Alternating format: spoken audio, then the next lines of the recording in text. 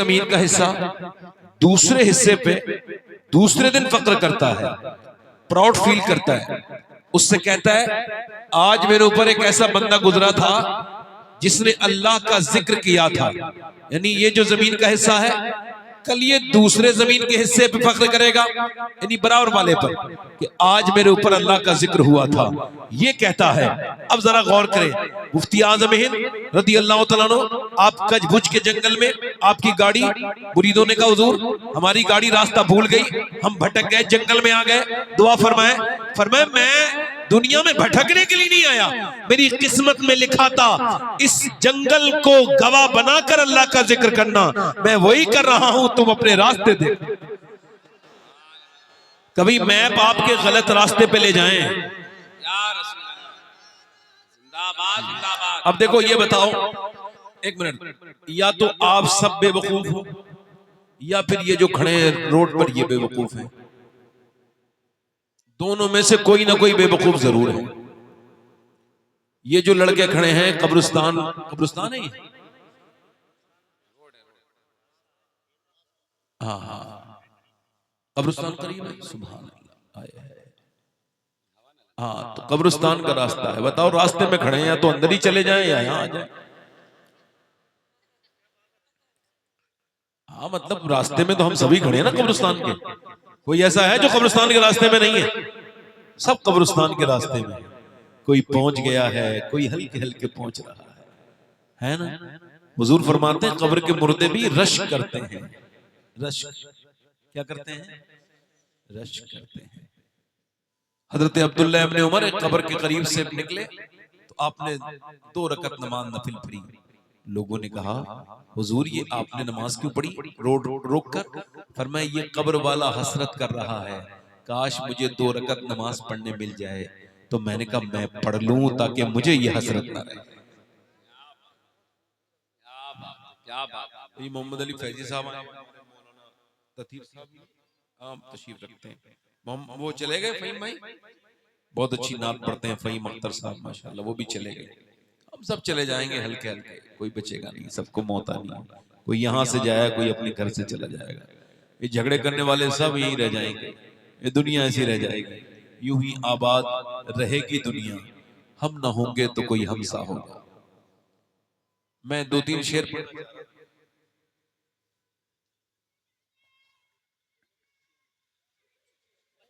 अब दुरूद शरीफ पढ़िए, ये इब्लीस का हमला है। दुरूद पाक पढ़िए, अल्लाहुम्मा सल्ली अला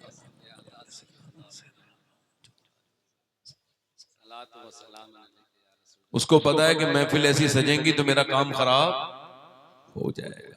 अच्छे लोग हैं आप बरेली शरीफ के पास के। 2-3 शेर पढ़ता हूँ। हमारे इन्होंने क़िबला इमरान रज़ा बरकाती साहब बड़ी अच्छी निज़ामत करते हैं, भारी भरकम इंसान है, अल्लाह ताला इनको बरकतें अता फरमाए, रहमतें अता फरमाए। 2-3 शेर पढ़ता हूँ, जरा दोनों हाथ उठा के जरा कह दें लब्बैक या रसूल अल्लाह। माशाअल्लाह। अब आपको लग रहा है कि जैसे बरेलवियों का जलसा हो रहा है, इससे पहले तो लग रहा था ना जाने किधर जा रहा है जलसा। अरे बरेलवी तो जब तक जिंदा रहता है हुजूर के नाम पर वो जिंदा ही रहता है। आला हज़रत फरमाते हैं उनके निसार कोई कैसे ही रंज में हो, जब याद आ गए हैं सब हम भुला दिए।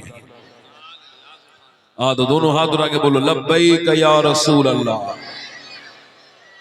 लब्बैक या रसूल अल्लाह। जब उनका करम होगा, इसका हल्का सा इको बढ़ाओ। जब उनका करम होगा तैबा में जाना है, रो रो कर हाले दिल आका को सुनाना है, रो रो कर हाले दिल आका को सुनाना है। इसलिए कमाते हैं, इसलिए कमाना है, इसलिए कमाते हैं, इसलिए कमाना है, अब सारी उम्र तैबा आना और जाना है। क्या बात है, नारे तकबीर, नारे रिसाल। अच्छा, मदीने कौन जाता है? जिसे हुजूर, और हुजूर किसे बुलाते हैं? जो वाकई में सच्चा मुसलमान। सच्चे का मतलब ये झूठ न बोले। उधर 20 लाख रुपए की जमीन का बैनामा करके आ गया, और उधर फिर मस्जिद में एक ही दुआ मांग रहा है, या अल्लाह मदीना दिखा दे। मतलब इसकी दुआ ही नहीं बदल रही। बैंक में 10 बार 12 लाख 15 हज कब का फर्ज हो गया, उम्रे की दुआएं मांग रहा है। बेवकूफ, ओए बेवकूफ इंसान, ये पैसा तुझे मिल गया, मर गया। हुजूर फरमाते हैं जिस पे हज फर्ज हो जाए वो उसमें डिले करे, ताखीर करे। फरमाते हैं मुझे कोई फर्क नहीं पड़ता, यहूदी बन के मरे, नसरानी बन के मरे। बच्चों की शादी कर लूंगा तो जाऊंगा। माज़अल्लाह, इसका मतलब ये हज इतनी बुरी चीज है, उसके बाद बच्चों की शादी नहीं होगी? इसका मतलब निकालो, हंसने की बात नहीं है। हज के लिए सेहत फर्ज है, सेहत। अब बूढ़ा आदमी हज को जा रहा है, जो कभी अकेला दिल्ली नहीं गया वो मक्के जाने का इरादा कर रहा है। हज में लेट कर रहे हैं लोग। हुजूर ने फरमाया हज करो और मालदार हो जाओ, और वो कह रहा है मेरी बेटियों की शादी होगी तब जाऊंगा। अब आप मुझे बताओ, इसका मतलब ये साफ साफ है कि हज माज़अल्लाह इसकी नजर में ऐसी चीज है जिसके बाद बेटियों की, यानी जिन्होंने हज कर लिए उनकी बेटियों की शादी नहीं हुई। ये कौन से जाहिल है, बताइए बात आप। हज फर्ज है, उसमें ताखीर करना बड़ा गुनाह है। मदीने जाने के लिए ना कई शायर मेरी बात का बुरा मान मान के मदीने चले गए। मैंने देखा ना, शायर एक साहब पढ़ रहे थे, मेरा दिल तड़प गया, ये हो गया मदीने जाने के लिए। मैंने बाद में गाड़ी में सफर कर रहा था उनके साथ, मैंने कहा भाई तुम झूठ बोलते हो, वो मिंबर रसूल। बोले कैसे?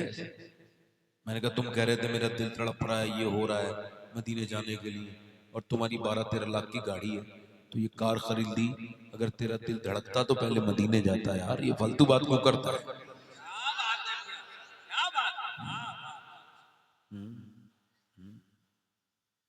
मदीने जाया करो, इसलिए कमाते हैं, इसलिए कमाना है, अब सारी उम्र तैबा आना और जाना।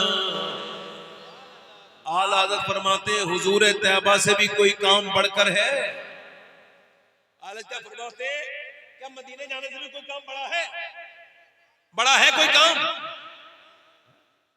जरा मुस्कुरा के बोलो। जन्नत जिसे कहते हैं हम देख के आए हैं,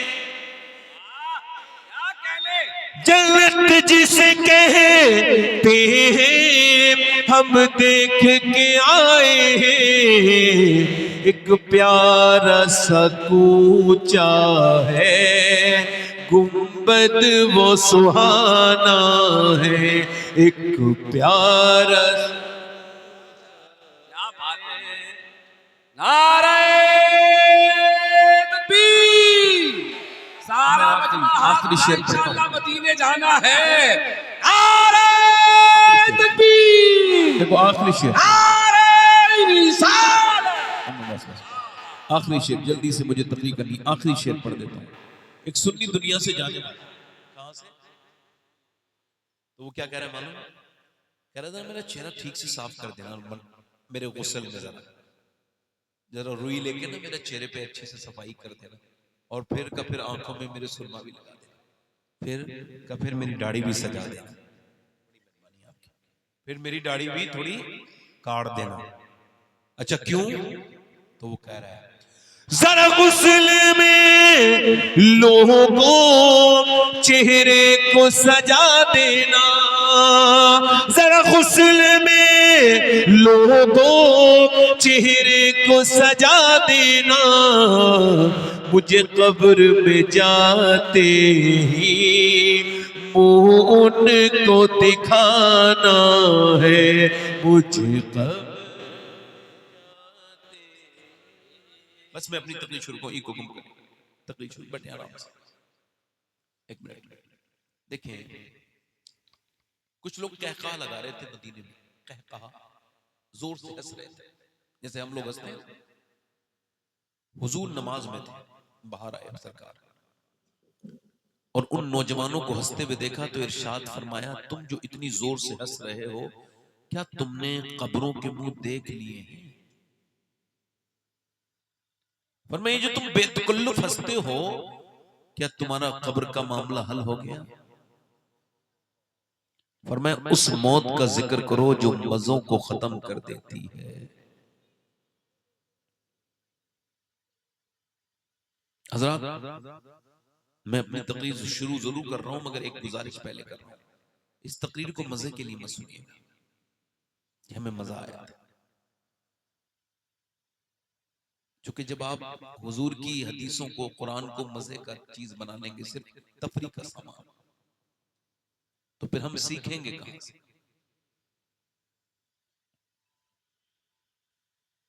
सैयदना मौला कायनात मौला अली ने अपना घर बनाया था कब्रिस्तान के बिल्कुल करीब।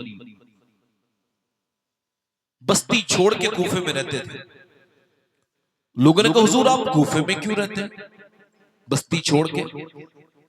फरमाने लगे लोगों के पास बैठता हूं और बैठ के जैसे ही उठता हूं वो गीबतें करते हैं। कब्र वालों के पास बैठता हूं तो मेरे जाने के बाद ये गीबत नहीं करते, और जब तक इनके पास बैठता हूं ये मुझे रब के करीब और कुर्ब का एहसास करवाते हैं।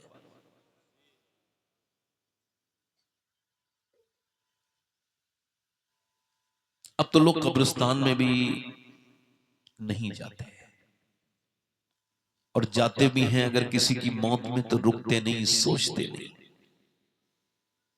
ये दुनिया की चकाचौंध, ये दुनिया का झूठ, ये दुनिया के झूठे रिश्ते, ये दुनिया की झूठी दोस्तियां, ये दुनिया की फरेब वाली दुनिया, और इसके फरेब इंसान कब समझेगा? कौन सा दिन आएगा जो उसके समझ में ये बात आएगी कि ये दुनिया सब कुछ फना हो जाएगी, ये माल फना हो जाएगा, ये दौलत फना हो जाएगी, ये तुम फना हो जाओगे। कितने दिलकश हो तुम, कितना दिल जो हूं मैं, क्या सितम है कि हम लोग मर जाएंगे, ना आप बचेंगे ना मैं बचूंगा, ना बादशाहों को छोड़ेगी मौत, ना अमीरों को छोड़ेगी, ना रईसों को छोड़ेगी, ना किसी शहंशाह को छोड़ेगी, ना किसी को छोड़ा है और ना किसी को छोड़ेगी। ये सबके करीब आके रहेगी। कुल्लु मन अलैहा फान, अल्लाह के अलावा सब कुछ जो है फना हो जाएगा, सब खत्म हो जाएगा, कुछ नहीं बचेगा। बचेगा कौन? बचेगा वही जो अल्लाह किसे अच्छे सौदे करके जाएगा। अल्लाह ने तुम्हें जिंदगी दी 50-60 साल की जिंदगी, उसने ये कहा मैं तुझे खाने के लिए मना नहीं करूंगा मगर हलाल खाना, हलाल खाना। मैं तुझे पीने के लिए मना नहीं करूंगा मगर हलाल पीना। मैं तुझे देखने के लिए मना नहीं करता मगर हलाल देखना, जो मैंने हलाल किया है। बस ये उसकी शर्तें थी। इसके बाद मैं तुम्हें जिंदगी के बाद एक अच्छी जिंदगी के बाद एक अच्छी जिंदगी दूंगा। इसके बाद तुम्हें मौत आएगी। मौत तजदीदे मिजाक जिंदगी का नाम है। मौत के पर्दे में छुपा बेदारी का एक प्याम है। मौत को समझा है गाफिल, इख्तिताम जिंदगी जिंदगी की शाम है। सुबह दवा में जिंदगी अल्लाह हत्ता ज़ुरतुमुल मक़ाबिर। अल्लाह फरमाता है तुम्हें गाफिल रखा माल की ज्यादा तलबी ने, यहाँ तक कि तुम कब्रों के मुंह, यहाँ तक कि तुमने कब्रों के मुंह देख लिए। हत्ता ज़ुरतुमुल मक़ाबिर कल्ला सौफ़ा तालमून। ओ दुनिया कमाने वालों, ओ दुनिया में रहने वालों, ओ अपने रब को भूल जाने वालों, ओ रब के जिक्र से अपने मुंह फेरने वालों, ओ अल्लाह के जिक्र से, अल्लाह की याद से अपने दिल को दूसरी तरफ ले जाने वालों, याद रखो अल्लाह फरमाता है तुम्हारी कब्रें, तुम्हें पैसा करके तुम कब्रों तक आ गए। फिर फरमाता है तुम जान जाओगे कल्ला सौफ़ा तालमून। हाँ जान जाओगे। सुम्मा कल्ला सौफ़ा तालमून, फिर हाँ तुम जान जाओगे। मौला अली से पूछा गया सुम्मा कल्ला सौफ़ा तालमून का क्या मतलब है? पहले तो फरमाया अल्लाह ने फिर क्यों कहा? पर मैं 2 बार कहा। एक बार इस माल का जो बवाल है वो कब्र में देखेगा, फिर हश्र में भी देखेगा। माल इतनी बुरी शय है, अगर इसे ठीक जगह खर्च न किया गया तो एक बवाल कब्र में, एक हश्र